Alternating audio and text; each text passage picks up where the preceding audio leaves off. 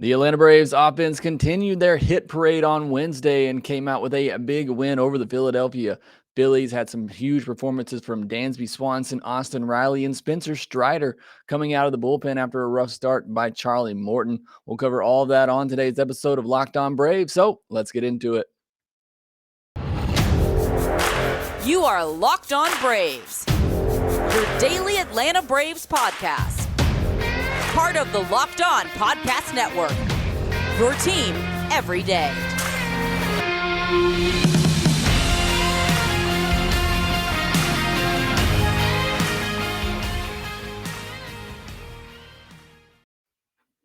Hey, and welcome back to Locked On Braves, part of Locked On Sports Atlanta, where we cover your favorite Atlanta sports teams each and every day.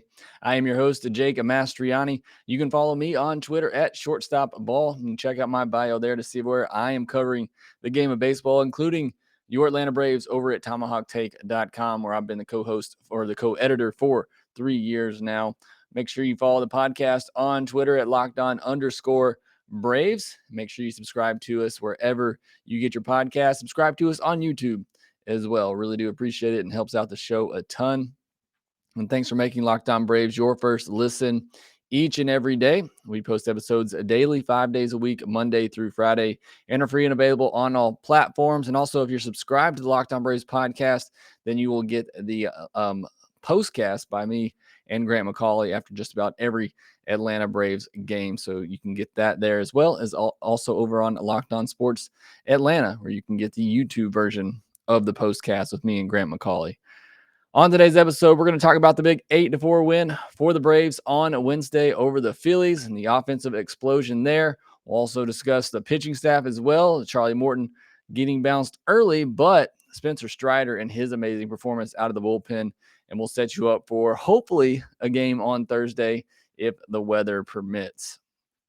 But on Wednesday, the offense continued to hit. We talked about it all week since kind of shaking up the order.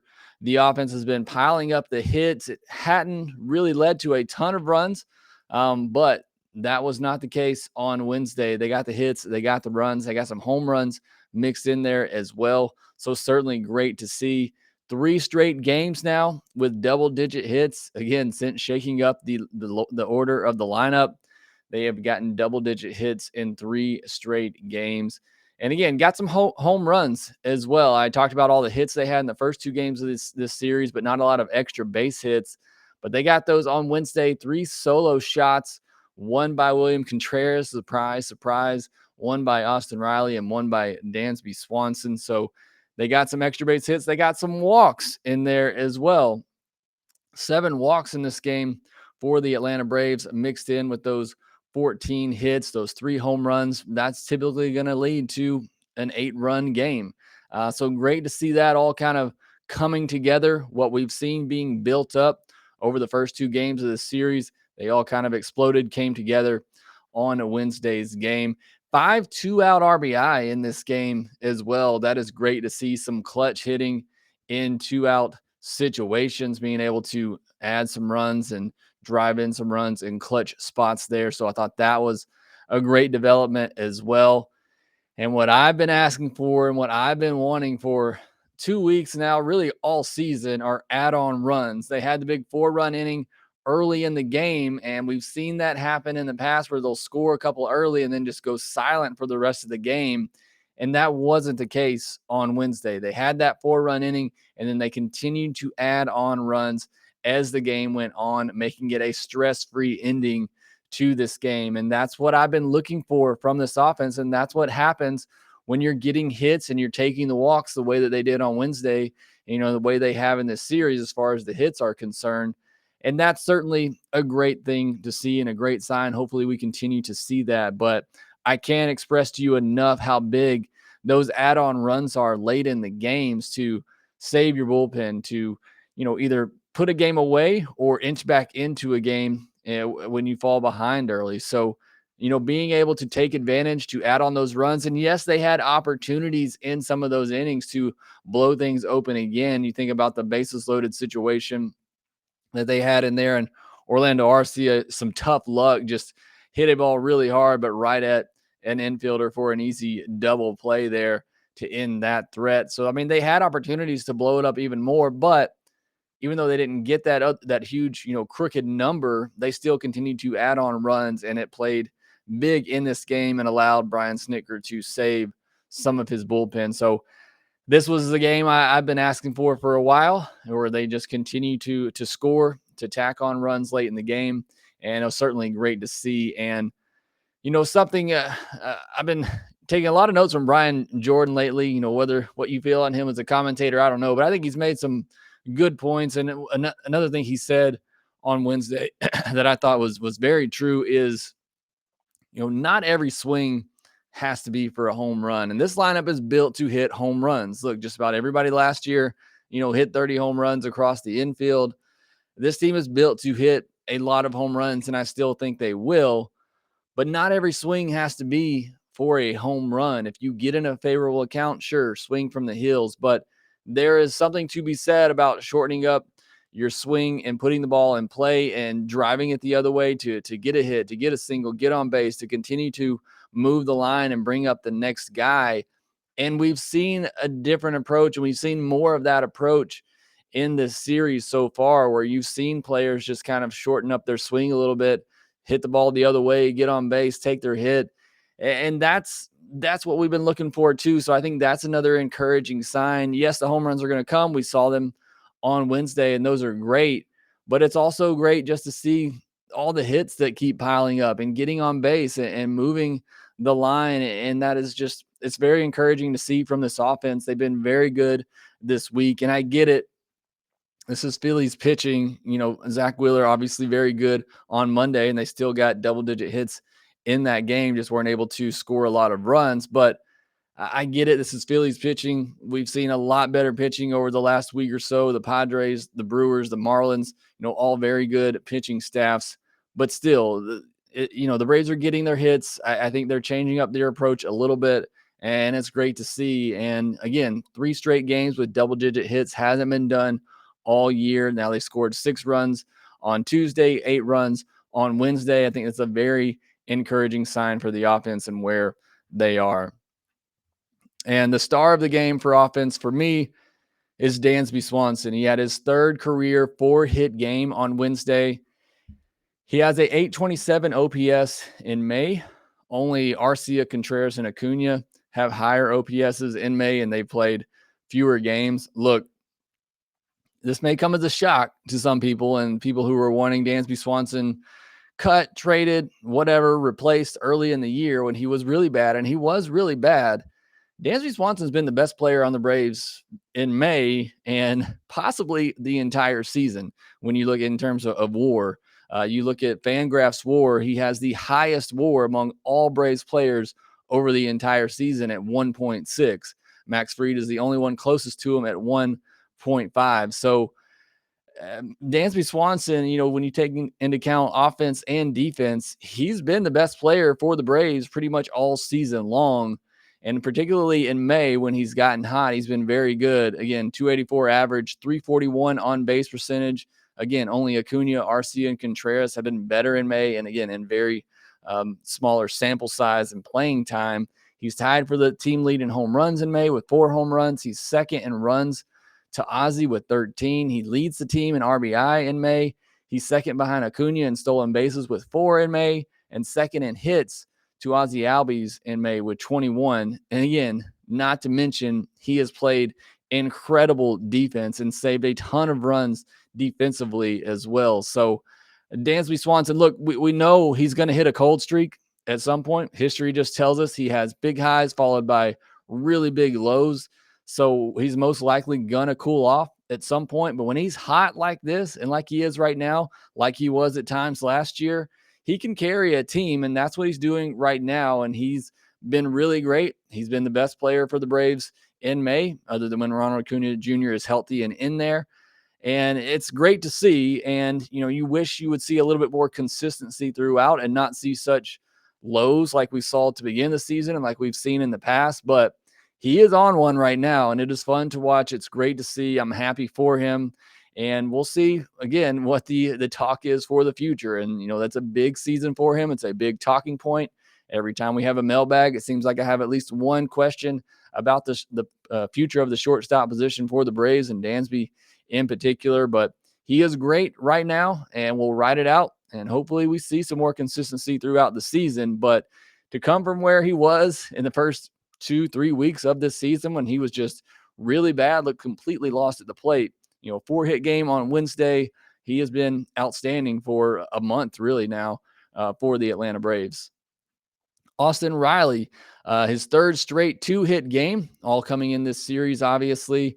He had the 2 hardest hit balls on Wednesday, a single at 112.4 miles per hour, and then that mammoth home run that he hit at 112 mile per hour exit velocity. So he is starting to hit the ball really hard, really frequently. That is certainly a great sign for Austin Riley. Love to see it.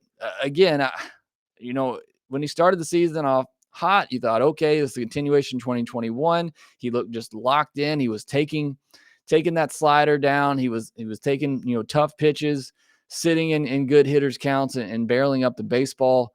We hadn't seen that, for the past couple of weeks. Hopefully now he's starting to get back on track with that. His average has gone up 20 points in this series alone. So you can sell, it's still early enough in the season. You have a good week, your average can shoot up there. So great to see for Austin Riley. Hopefully this gets him on a roll. Everybody in the lineup had a hit except for Travis Demeritte, and I really hate it. My heart breaks for Travis Demeritte and what he's going through right now with his hitless streak at 32 at bats. Might be time to send him back down. Maybe call up somebody else. I don't know, Alex Dickerson. Maybe you'd have to make a roster spot for him, but it might be time to send him down. Let him play every day. Start feeling good about himself. The confidence just seems shot right now at the plate. He goes up there just kind of looking hopeless, and it's tough to see. And I like Travis. I want to see him get back up there here and contributing, but he's not going to be getting the playing time right now. He needs to get his confidence back. It may be time to send him back down. But with the Acuna situation, Braves may need to run him out there, and hopefully if they do, he can get going. The offense, was great on Wednesday, obviously in the win. The pitching was a little shaky early for Charlie Morton, but they had an ace in the hole coming out of the bullpen who shut things down. I'll tell you about that next. Summer is coming, and with summer, you're going to need some food on the go. Built Bars are the perfect snack to take you on family vacations. Throw them in your bags, in your kids' backpacks. Make sure that everyone has a bar so you are fueled for summer vacation and adventures. And the best part about Built Bars, they're healthy and delicious. No more sacrificing delicious food for health. With Built Bars, you can have both, and it's easy. All you have to do is go to built.com and order now. All Built Bars and Puffs are covered in 100% real chocolate. That means with Built Bar, you can eat healthy and actually enjoy doing it. If that's not enough flavor for you, and then you want to try the mixed box comes with 12 flavors, Built Bars and Puffs. Built Bar makes sure that there's something for everyone, and they have my favorite as well, and the cookies and cream. That's the one that I'm currently enjoying, and they're great for you. Like I said, most Built Bars contain just 130 calories, 4 grams of sugar, 4 net carbs, and 17 grams of protein. Compare that to a candy bar, which usually has around 240 calories, 30 grams of sugar, and dozens of net carbs. Go to built.com, use our promo code LOCKED15 to get 15% off your order. Again, use promo code LOCKED15 at built.com. And Charlie Morton took the mound on Wednesday and, looked fine early on, but ran into some trouble in the 5th inning and just was not able to escape. And look, it's a couple of kind of shaky starts for Charlie Morton here that we've seen lately. I'm not too concerned about it. And when you break down this start, I really don't think it's as bad as the line score states. 4 1/3 innings, 9 hits, 1 walk, 4 earned, 4 strikeouts. Bryce Harper's double in that 5th inning was the only hard hit ball. I mean, the others were, medium hard hit balls, in 88 mile per hour range, something like that. So it's not like he was just, getting lit up. A little bit of unfortunate results there. But again, definitely not as sharp as you'd like to see. Just the 1 walk. I know he hit a batter as well. That continues to be a problem for him. But again, just not the sharpest of outings for him. But it's not anything I'm overly concerned about at the moment. But Spencer Strider came on in the 5th. He put out a fire start. That fire started by Morton there. Struck out Schwarber, got a ground out by Herrera to end the inning. Herrera had tortured Charlie Morton earlier in the game. So he gets out of that, out, pitches 2 more innings, doesn't give up a run, doesn't give up a hit, does walk a couple of batters, but strikes out 5. For me, this is the perfect role for Spencer Strider, and it's how I would like to see Brian Snitker utilize him going forward. I was a bit frustrated in an outing a while back where you brought him in for the 7th inning. It was the most dominant inning I've seen pitched by a pitcher in a long time. And then you take him out for Will Smith in the 8th inning. So I don't get that. I hope that's not the way he plans to utilize Strider going forward as a 1-inning reliever, especially when he's throwing like that, when he is on, as he typically is. He's had 1 or 2, rough outings here where he struggled with command, but when he's on like that and you bring him out for an inning and then you take him out of the game, I think that's a waste of what Spencer Strider can do for you. I hope he doesn't become just a 1-inning reliever when he is on, and it may have to be outing by outing, but when he comes out here and he is punching out tickets left and right and throwing strikes, you ride that out for 2-3 innings and it saves your bullpen. And it was great for what the Braves needed on Wednesday, as Charlie, couldn't get through that 5th inning. You bring on Strider to get you out of that. He gives you 2 more innings. And in the meantime, the Braves are able to add on runs, and you're able to not have to use your top relievers in the back end. He had AJ Minter up, but when the Braves extended their lead to 4, you were able to bring in Colin McHugh to finish off the game. So for me, that is the perfect role for Spencer Strider. I hope it's the role that he plays going forward when a starter's maybe only able to go 5 innings. Maybe he goes 6 and you have Strider pitch the 7th and 8th. But the one thing I don't want to see Strider limited to a 1-inning outing when he comes out. That's wasting the weapon that he is, in my opinion. And he comes out, he's throwing like he typically does and how he was on Wednesday. In my opinion, you got to ride that out, and that saves the bullpen. Again, it gives the offense time to add on runs, so maybe you don't need those high leverage arms in the back end. I just think he's such a great weapon in that regard, and somebody that can come in the middle of a game when maybe a game is close, you're up by a couple, you're down by a couple, and he can give you 2-3 shutout innings to keep you in the game or give your offense a chance to break things open. And that's exactly what happened on Wednesday. And it's fun to watch. I love when he comes out there. And again, when he does that, and maybe you use him for 2 or 3 innings, and then maybe he has to take 2 days off before you use him again. That's fine by me if he's saving your bullpen. Now you have Will Smith fresh, you have AJ Minter fresh, Kenley Jansen fresh. All those arms are now fresh for the next 2 days if you need him. And then you can use Strider again in 2 or 3 innings, in a couple of more games. So for me, that's where I see Spencer Strider kind of falling in this year if used correctly. I wanted to see him as a starter. I said before the season began that my hopes was that he would spend all year at AAA, continuing to develop as a starter, because I think he has a very high ceiling as a starter.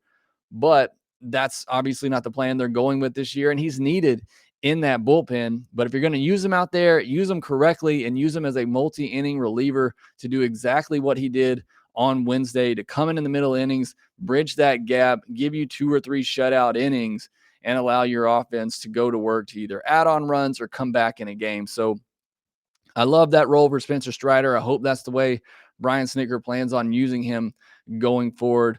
And it's a lot of fun just to watch him pitch and what he does out there. It's a lot of fun to see. He's one of the most exciting players on this team right now, in my opinion, to go out there and watch pitch, and just love to see it and love the work that he did on Wednesday.